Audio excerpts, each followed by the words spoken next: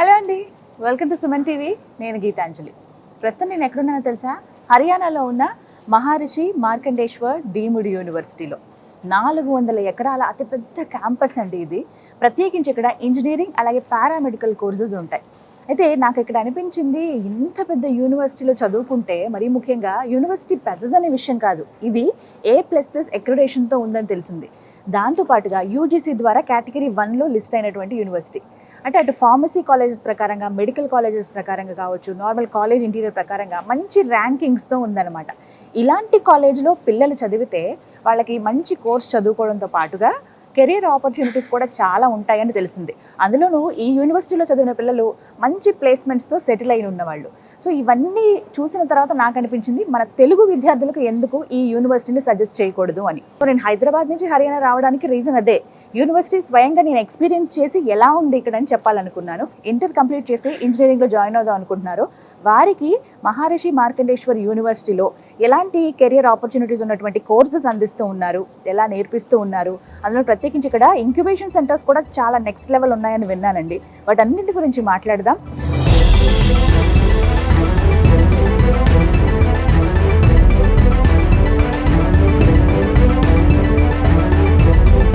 మనతో పాటు విసోర్స్ వర్సిటీ నుంచి అక్రమ్ గారు ఉన్నారండి. వారితో మాట్లాడి యూనివర్సిటీ గురించి కంప్లీట్ డీటెయిల్స్ తెలుసుకుందాం. హలో అక్రమ్ గారు. Hello madam. యూనివర్సిటీ గురించి చాలా మంది ఇన్ఫర్మేషన్ కావాలని చూస్తున్నారండి. అసలు ఏంటి మహర్షి మార్కండేశ్వర్ యూనివర్సిటీ అంటే? మేడం, మహర్షి మార్కండేశ్వర్ యూనివర్సిటీ మనకి ఎస్టాబ్లిష్ అయ్యి ఆల్మోస్ట్ 30 years అయింది మేడం. యూనివర్సిటీ అనేది టోటల్లీ ట్రస్ట్ కింద నడుస్తుంది. అవును. సో మహర్షి మార్కండేశ్వర్ ట్రస్ట్ కింద మన యూనివర్సిటీ కానీ ఏవైతే వీళ్ళ ఇన్స్టిట్యూషన్స్ ఉన్నాయో అక్రాస్ ఇండియా, సో అవన్నీ కూడా ఇదే ట్రస్ట్ కింద నడుస్తున్నాయి. డీమ్డ్ టు బి యూనివర్సిటీ అని, అవునండి, నాక్ A++ గ్రేడింగ్ ఉందని, అక్రిడేషన్ పొందిందని, అలాగే యూజీసీ ద్వారా కేటగిరీ 1లో లిస్ట్ అయి ఉందని విన్నాను. అసలు ఏంటి ఈ డీటెయిల్స్? మేడం, బేసికల్లీ ఏ యూనివర్సిటీకి అయినా కానీ మనకి very very important accreditations and rankings. Correct. So accreditations విషయానికి వస్తే మన యూనివర్సిటీ ఏదైతే MMDU యూనివర్సిటీ ఉందో ఇది నాక్ ద్వారా హైయెస్ట్ గ్రేడింగ్ అయిన A++ ర్యాంకింగ్ ని పొందడం జరిగింది. యూనివర్సిటీ గ్రాంట్స్ కమిషన్ భారత ప్రభుత్వం ద్వారా మనకి ఆల్మోస్ట్ ఇండియాలో ఉన్న అన్ని యూనివర్సిటీస్ లో మన మహర్షి మార్కండేశ్వర్ యూనివర్సిటీ కనుక చూసుకుంటే కేటగిరీ 1లో లిస్టెడ్ చేయడం జరిగింది. అసలు ఏంటి కేటగిరీ 1 అంటే, వాళ్ళకున్న ఇన్ఫ్రాస్ట్రక్చర్ కానీ, ఫెసిలిటీస్ కానీ, ఫ్యాకల్టీ కానీ అన్నిటిని చూసుకొని ఆల్మోస్ట్ ఇండియాలో ఉన్న అన్ని యూనివర్సిటీస్ కి కేటగిరీస్ ఇవ్వడం జరిగింది. అందులో కనుక చూసుకుంటే ఒక 15 యూనివర్సిటీలకి మాత్రమే కేటగిరీ 1 ఇచ్చారు. ఆ 15 యూనివర్సిటీలో మన మహర్షి మార్కండేశ్వర్ యూనివర్సిటీ ఒకటి. మోరెవర్ స్టూడెంట్స్ పేరెంట్స్ గుర్తుపెట్టుకోవాల్సిన విషయం ఏంటంటే, ముఖ్యంగా యూనివర్సిటీలు చేరే టైంలో కంపల్సరీ నాక్ A++ ఉందా లేదా, లేదంటే నాక్ ద్వారా హైయెస్ట్ గ్రేడింగ్స్ ఉన్నాయా లేదా అనేది 1-2 సార్లు చూసుకోవాలి. ఫ్యాకల్టీ కానీ, ప్లేస్మెంట్స్ కానీ, ఇన్ఫ్రాస్ట్రక్చర్ కానీ, హాస్టల్స్ కానీ, ఫుడ్ కానీ, ఇంటర్నేషనల్ టైఅప్స్ కానీ ఇవన్నీ ఉన్నట్టు. అక్రమ్ గారు, మహర్షి మార్కండేశ్వర్ యూనివర్సిటీ ఇంకా ఎలాంటి ర్యాంకింగ్స్ ఉన్నాయండి? మేడం, మనకి నాక్ A++ అక్రిడేషన్ తో పాటుగా NIRF లో కనుక చూసుకుంటే కనుక మనకి మెడికల్లో ఓవరాల్ గా 26th rank and university wise 71 rank. ప్రపంచవ్యాప్తంగా ఉన్న ఏవైతే ర్యాంకింగ్స్ ఇచ్చే సంస్థలు ఉన్నాయో వాటిలో టైమ్స్ హైయర్ ఎడ్యుకేషన్ అనేది మనందరికి తెలిసిందే. So times higher education ranking లో కూడా మన యూనివర్సిటీకి, మన MMDU యూనివర్సిటీకి 601 ర్యాంకింగ్ అనేది రావడం జరిగింది. సో దీంతో పాటు QS కూడా చాలా ప్రాచుర్యం చెందిన ర్యాంకింగ్ సంస్థ. సో QS ద్వారా కూడా చూసుకున్నా కానీ మనకి బెస్ట్ అవార్డ్ అనేది రావడం జరిగింది, ప్లాటినం అవార్డ్. అసోచామ్ కానివ్వండి, UGC కేటగిరీ 1 ఆల్రెడీ మనం మాట్లాడుకున్నాం. సో కేటగిరీ 1 కానివ్వండి, ఇలాంటి చాలా గ్రేడింగ్స్, అక్రిడేషన్స్, ర్యాంకింగ్స్ మన యూనివర్సిటీకి రావడం జరిగింది. ఓకే, అంటే ఇప్పుడు ఈ ర్యాంకింగ్స్ కానీ, నాక్ A++ అక్రిడేషన్ కానీ, వీటి వల్ల ఒక స్టూడెంట్కి యూజ్ ఏంటి? అసలు ఎందుకు ఇవన్నీ చూడాలి ఒక స్టూడెంట్ యూనివర్సిటీలో జాయిన్ అయ్యేటప్పుడు? ఇప్పుడు బేసికల్లీ మనకి మన దగ్గర ఎవరైతే తెలుగు స్టూడెంట్స్ ఉంటారో ఈ స్టూడెంట్స్ అందరికి మేజర్ వాళ్ళ కోరిక ఎలా ఉంటుంది అంటే, బీటెక్ అయిన వెంటనే ఫారిన్ కంట్రీస్కి వెళ్ళి MS చేద్దాం అనుకుంటారు. లైక్ US, UKనో, కెనడానో, ఆస్ట్రేలియానో ఇలా వెళ్ళి MS చేద్దామనే ఆలోచన అనేది. సో అట్లాంటి స్టూడెంట్స్ అందరూ కూడా ముఖ్యంగా గమనించాల్సిన విషయం, ఏంటి అంటే నాక్ A++ ఉన్న యూనివర్సిటీస్ లో కంప్లీట్ చేసుకున్న స్టూడెంట్స్ అందరి డిగ్రీ యుఎస్, యూకే, కెనడా, ఆస్ట్రేలియాలో యాక్సెప్ట్ అవుతాయి. వాళ్ళకి అడ్మిషన్స్ కూడా చాలా ఈజీగా వస్తాయి కంపారిటివ్లీ వేరే యూనివర్సిటీస్ తో. ఎంఎన్సీ కంపెనీస్ ఏవైనా తీసుకున్నా మనకి ఇన్ఫోసిస్ కానివ్వండి, లేకపోతే మైక్రోసాఫ్ట్ కానివ్వండి, లేకపోతే ప్రపంచవ్యాప్తంగా ఉన్న మల్టీనేషనల్ కంపెనీస్ ఏవైనా కానీ వాళ్ళ పాలసీస్ ఏంటి అంటే ఏదైనా యూనివర్సిటీకి ప్లేస్మెంట్ కి రావాలి అన్నప్పుడు వాళ్ళు తప్పకుండా చూసుకునేది నాక్ అక్రిడేషన్స్. సో నాక్ అక్రిడేషన్స్ లో హైయెస్ట్ గ్రేడింగ్ అనేది A++. సో కంపల్సరీ వాళ్ళు A++ ఉన్న హైయెస్ట్ గ్రేడింగ్ ఉన్న యూనివర్సిటీకి రావడానికి ఫస్ట్ ప్రిఫరెన్స్ ఇస్తారు. సో అందుకే ప్లేస్మెంట్స్ మన దగ్గర 100% ప్లేస్మెంట్స్ ఉన్నాయి. తెలుగు పిల్లలు ముఖ్యంగా అంటే కెరియర్ ఆపర్చునిటీస్ బాగా ఉండి వాళ్ళకి ఇంకా ఫ్యూచర్ లో సెటిల్ అవ్వగలిగేటువంటి కోర్సెస్ వాళ్ళు ఎంచుకుంటారండి. అవే సజెస్ట్ చేయాలి కూడా మనం. సో అందులో భాగంగా మహర్షి మార్కండేశ్వర యూనివర్సిటీలో అసలు ఇంజనీరింగ్ కోర్సెస్ ఏవేవి ఉన్నాయి? మహర్షి మార్కండేశ్వర యూనివర్సిటీ విషయానికి వస్తే కనుక మేజర్లీ కంప్యూటర్ సైన్స్ కి పారామెడికల్ కోర్సులన్నింటి కూడా మన university care of address. So computer సైన్స్లో కనుక చూసుకుంటే బీటెక్ కంప్యూటర్ సైన్స్లో మన దగ్గర artificial intelligence, machine learning, data science, cloud technology, full stack development, so almost ఈ కోర్సెస్ అన్నీ ఉన్నాయి. ఈవెన్ దో ఈసీఈకి సంబంధించిన కోర్సెస్ కూడా ఉన్నాయి మన దగ్గర. సో ఇదే విధంగా ద మేజర్ ఇంపార్టెంట్ థింగ్ ఏంటి అంటే మన MMD university national board of accreditation ద్వారా గుర్తింపు పొందిన యూనివర్సిటీ. ఏఐసిటి ద్వారా గుర్తింపు పొందడమే కాకుండా ముఖ్యంగా చూసుకోవాల్సింది ఏంటి అంటే the major important thing limited seats. అంత మాట అన్నారేంటండి? మరి అందరికీ అవకాశం లేదా? నేను ఒక 3 సార్లు కాదు మేడం, 10 సార్లు చెప్తాను ఈ మాట. ఎన్ని ఉంటాయి మొత్తం సీట్స్? ఎలా? ఓన్లీ 660 సీట్లు మాత్రమే ఉంటాయి అన్ని డిపార్ట్మెంట్స్ బీటెక్ లో. ఇంజనీరింగ్ అంటే ఏంటి అంటే ఒక విధంగా చెప్పాలంటే థియరీ తో పాటు ల్యాబ్స్ కానీ ప్రాక్టికల్స్ కానీ ఇంపార్టెంట్, దాంతో పాటు వాళ్ళకి ఇంటర్న్షిప్స్ ఇంపార్టెంట్, వాటికి చాలా అందించాల్సి ఉంటుంది ఈ రోజున కాంపిటేటివ్ జనరేషన్ కి. సో అట్లాంటిది అందించాలంటే ఫ్యాకల్టీ కూడా ఇంపార్టెంట్. పిహెచ్డి ఫ్యాకల్టీ లేకపోతే మనం చదువులు చెప్పలేము వాళ్ళకి. తక్కువ మంది పిల్లలు ఉంటే అంత ఎక్కువ నేర్చుకుంటారు. అప్పుడు ఎక్కువగా ప్రతి ఒక్క అంటే ఫ్యాకల్టీ కావచ్చు ఎవరైతే లెక్చరర్ ఉంటారో ఈచ్ స్టూడెంట్ పైన కాన్సన్ట్రేట్ చేస్తారు. కంప్యూటర్ సైన్స్ లో చూసుకుంటే ఏ artificial intelligence and machine learning లో 60 సీట్లు మాత్రమే. ఫ్యాకల్టీ విషయానికి వచ్చినా గానీ ఆల్మోస్ట్ 600+ ఫ్యాకల్టీ ఉన్నారు ఓన్లీ ఫర్ మన ఇంజనీరింగ్ కానీ, లేకపోతే మన ఏవైతే మేనేజ్మెంట్ కోర్సెస్ ఉన్నాయో apart from medical, apart from paramedical కాకుండా ఓన్లీ ఫర్ ఇంజనీరింగ్ కి 600+ ఫ్యాకల్టీ ఉన్నారు. 250+ పిహెచ్డీస్ ఉన్నారు. అందరూ కూడా 20 to 25 years experienced faculty. So ప్రతి 10 మందికి ఒకరు మెంటర్ గా కూడా ఉంటారు. సో మరి టీచింగ్ మెథడాలజీ ఖచ్చితంగా మాట్లాడుకోవాలి. క్లాస్ రూమ్స్ కానీ ఇవన్నీ ఎలా ఉంటాయండి? ఒక స్టూడెంట్ యొక్క భవిష్యత్తు నిర్ణయించేదే టీచింగ్ మెథడాలజీ కానీ, కరికులం కానీ, ఫ్యాకల్టీ కానీ వీళ్ళే నిర్ణయించేది. అప్ స్కిల్లింగ్ ప్రోగ్రామ్ అనే ఒక ప్రోగ్రామ్ ని డిజైన్ చేయడం జరిగింది. సో అసలు ఏంటి అప్ స్కిల్లింగ్ ప్రోగ్రామ్ అంటే బీటెక్ చేసిన విద్యార్థికి ఉండే ప్రధాన సమస్య ఏంటంటే ప్లేస్మెంట్, జాబ్. ఫస్ట్ అదే కదండి. కంపెనీస్ ఏమంటాయంటే ప్రాపర్ స్కిల్ ఉన్న వాళ్ళు రావట్లేదు ఇంటర్వ్యూస్ కి అంటారు, అసలు స్కిల్లే లేదంటారు. రెండోది స్టూడెంట్స్ ఏమంటారంటే జాబులు దొరకట్లేదు అంటారు. ఈ మధ్యలో గ్యాప్ ఉంది చూసారా? ఈ గ్యాప్ ని ఫుల్ఫిల్ చేయాలన్నదే మన ఎంఎండి యూనివర్సిటీ యొక్క ముఖ్య ఉద్దేశం.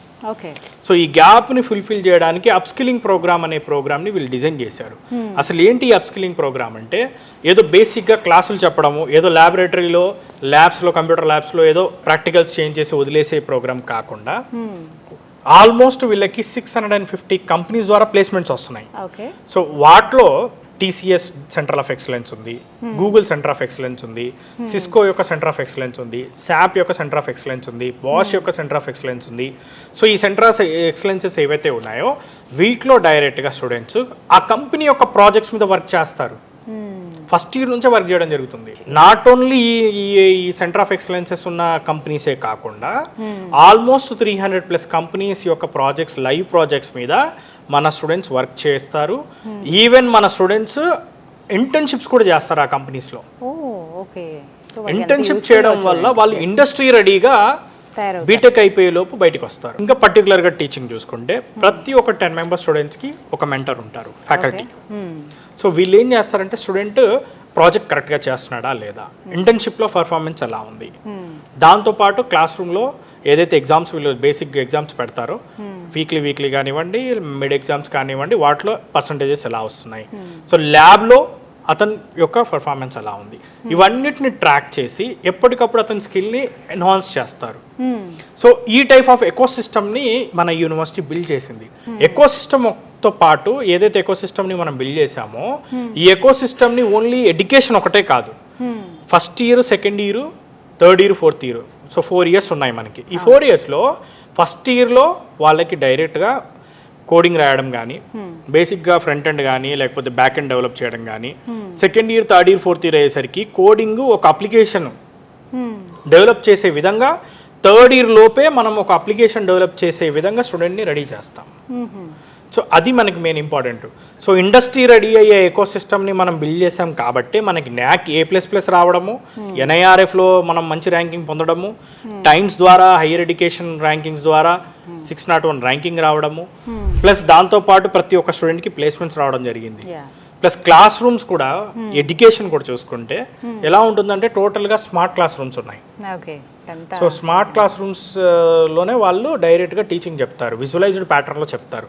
ఎందుకంటే స్టూడెంట్స్కి కొంతమందికి ఏంటంటే ఇప్పుడు మనం చూస్తూ ఉంటాం, కొంతమంది స్టూడెంట్స్ డైరెక్ట్గా బోర్డు మీద చాక్పిస్తూ చెప్పగానే గుర్తుపెట్టుకుంటా ఉంటారు. కొంతమంది స్టూడెంట్స్కి ఏంటంటే విజువల్గా ఈజీగా చూస్తేనే గుర్తుంటుంది. సో అందుకే విజువలైజ్డ్గా చూపించాలి కాబట్టి స్మార్ట్ క్లాస్ రూమ్స్ని డిజైన్ చేయడం జరిగింది. దాని తర్వాత సేమ్ డే ప్రాక్టికల్స్ జరుగుతాయి. అదేవిధంగా సేమ్ ప్రతిరోజు కూడా ఒక లైవ్ ప్రాజెక్ట్ మీద మన స్టూడెంట్స్ వర్క్ చేస్తూ ఉంటారు. ఎవ్రీడే సెమిస్టర్ పాటు, ఒక సెమిస్టర్ అని కాదు, బీటెక్ ఉన్న మొత్తం 4 ఏళ్ళ పాటు లైవ్ ప్రాజెక్ట్స్ మీద వర్కౌట్ చేస్తూ ఉంటారు. సో ఇక్కడ థియరీ అయిపోతుంది, ల్యాబ్లో ప్రాక్టికల్ అవుతుంది, లైవ్ ప్రాజెక్ట్లో ఎక్స్పీరియన్స్ వస్తుంది.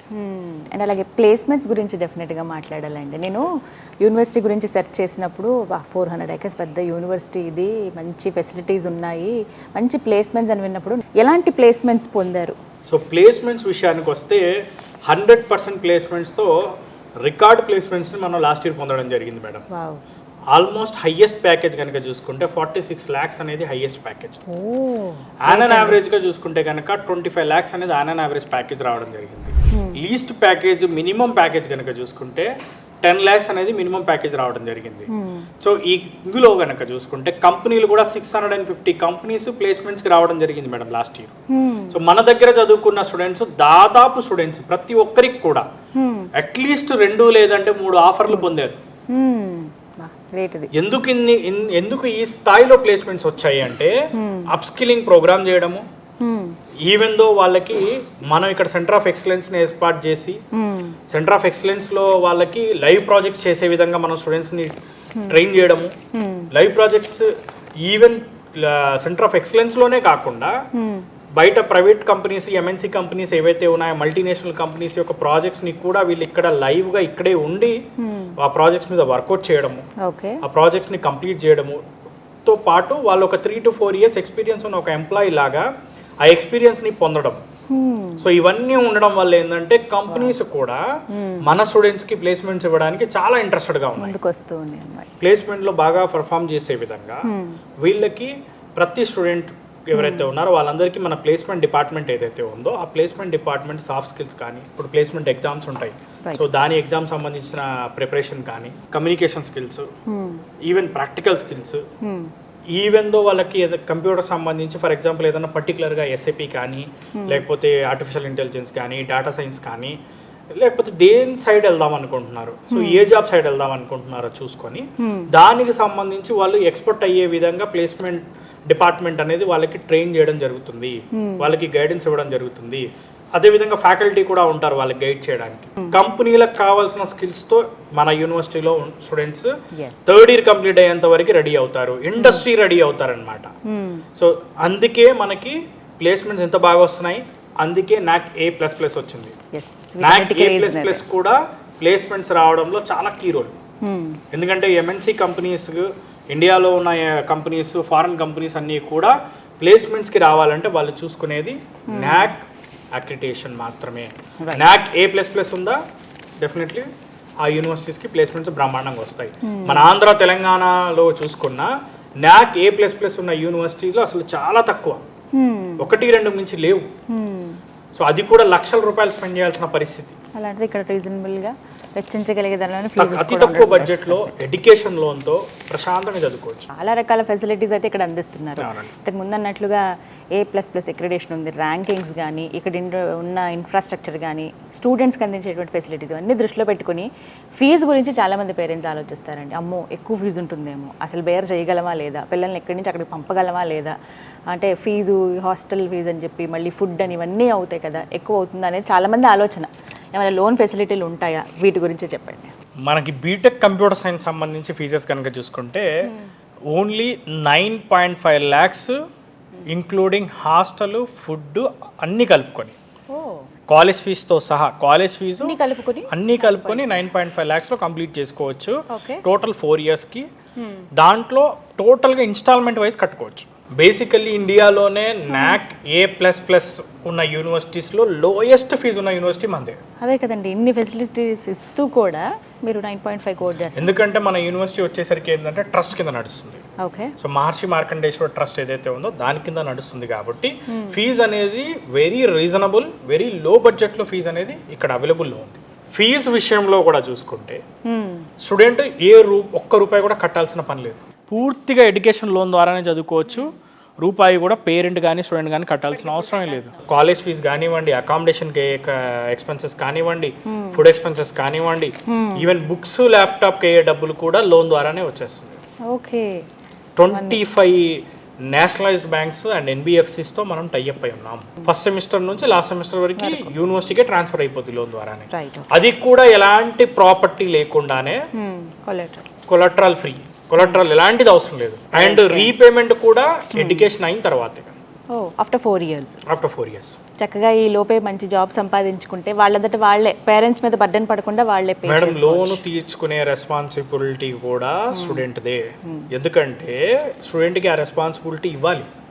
ఇచ్చినప్పుడే వాళ్ళు కాన్సన్ట్రేటెడ్గా చదువుకుంటారు. ఫైనల్లీ ఎదురు చూసేది అడ్మిషన్ ప్రాసెస్ స్టార్ట్ అయ్యాయా ఆల్రెడీ? ఎలా అండి ప్రాసెస్ ఏంటి, ఎవరి ద్వారా సంప్రదించవచ్చు, డైరెక్ట్గా వచ్చేయచ్చా, ఈ డీటెయిల్స్ చెప్పండి. Madam seats very limited seats. So very limited seats కాబట్టి ఎంత త్వరగా కుదిరితే అంత త్వరగా ఆన్లైన్లో అయితే ఆన్లైన్లో, లేకపోతే మా బ్రాంచ్ ఆఫీసెస్ హైదరాబాద్లో ఉన్న దిల్సుఖ్ నగర్, అమీర్పేట్, కూకట్పల్లి, లేకపోతే ఏదైనా ఆంధ్రాలో ఉన్న విజయవాడ కానివ్వండి, విశాఖపట్నం కానివ్వండి, తిరుపతి కానివ్వండి, అనంతపూర్ కానివ్వండి, విజిట్ అయ్యి ఇన్ఫర్మేషన్ తీసుకోవచ్చు. దాంతోపాటు ఇంకా బెస్ట్ థింగ్ ఏంటంటే క్యాంపస్ విజిట్ అయితే ఇంకా బెస్ట్. సో క్యాంపస్ విజిట్ అయ్యి కళ్ళతో చూసుకోవచ్చు పేరెంట్స్, అసలు ఎలా ఉంది ఇక్కడ అన్నదాన్ని వెరిఫై చేసుకొని దాన్ని బట్టి ఇమీడియట్గా ప్రాసెస్ అనేది చేసుకోవచ్చు madam. Right. Thank you so much అండి, వెరీ క్లియర్ కట్ ఇన్ఫర్మేషన్ ఇది దాదాపుగా అందించగలిగాం. బట్ మీరు అన్నట్టుగా వచ్చి స్వయంగా వచ్చి పేరెంట్స్ కానీ స్టూడెంట్స్ కానీ ఎక్స్పీరియన్స్ చేస్తే ఇంకా బాగా తెలుస్తుంది. థ్యాంక్ యూ సో మచ్ అండి. సో చూసారు కదండి, హర్యానా ములానాలో ఉన్నటువంటి మహర్షి మార్కండేశ్వర్ యూనివర్సిటీ. ఇది ఒక డీమ్డ్ యూనివర్సిటీ. ఇప్పటివరకు ఒక యూనివర్సిటీని సెలెక్ట్ చేసుకునేటప్పుడు మనం తీసుకోవాల్సిన జాగ్రత్తలు ఏంటి, ఎలాంటిది సెలెక్ట్ చేసుకోవాలి, దాంతోపాటుగా సెలెక్ట్ చేసుకున్న తర్వాత అక్కడ ఉండే కోర్సెస్ మనకి ఎంత కన్వీనియంట్గా ఉంటాయి, కెరియర్ ఆపర్చునిటీస్ ఎలా ఉంటాయి అనేవి తెలుసుకున్నారు కదా. వినదాని ప్రకారంగా చూస్తే యూనివర్సిటీలో ది బెస్ట్ 100% ప్లేస్మెంట్తో పాటుగా మంచి ల్యాబ్స్ ఉన్నాయి, మంచి ఫ్యాకల్టీ ఉన్నారు, ఇక్కడ బోధించే విధానం కానీ ఇక్కడ చుట్టూ ఉండే వాతావరణం కానీ అన్నీ చాలా స్టూడెంట్ ఫ్రెండ్లీ అని చెప్పుకోవచ్చండి. 100% ప్లేస్మెంట్తో పాటుగా ఇక్కడ ఉన్నటువంటి ప్రోగ్రామ్స్ 3+1 కావచ్చు, 2+2, కేవలం ఇక్కడే కాదు మీరు విదేశాల్లో కూడా చదువుకునే అవకాశం ఉంటుంది. అలాగే హైయర్ ఎడ్యుకేషన్కి వెళ్ళాలనుకున్న వాళ్ళు వెళ్ళొచ్చు, లేదంటే కొత్తగా వాళ్ళ ఎంటర్ప్రెన్యూర్గా ఎదగాలన్న యూనివర్సిటీ నుంచి గవర్నమెంట్ నుంచి కూడా సపోర్ట్ ఉంటుంది. సో వాట్ నాట్ ఎవ్రీథింగ్ అన్నట్టు అన్ని రకాలుగా ఒక స్టూడెంట్ని ఎంకరేజ్ చేస్తూ ఉన్నారు. తెలుగు వాళ్ళకి మరీ ముఖ్యంగా ఉపయోగపడుతుందని ఈ వీడియో చేయటం అండి. సిరీస్ ఆఫ్ వీడియోస్తో మీ ముందుకు వస్తున్నాం. అందులో భాగంగా యూనివర్సిటీ గురించి కంప్లీట్గా వివరించే ప్రయత్నం చేశాము.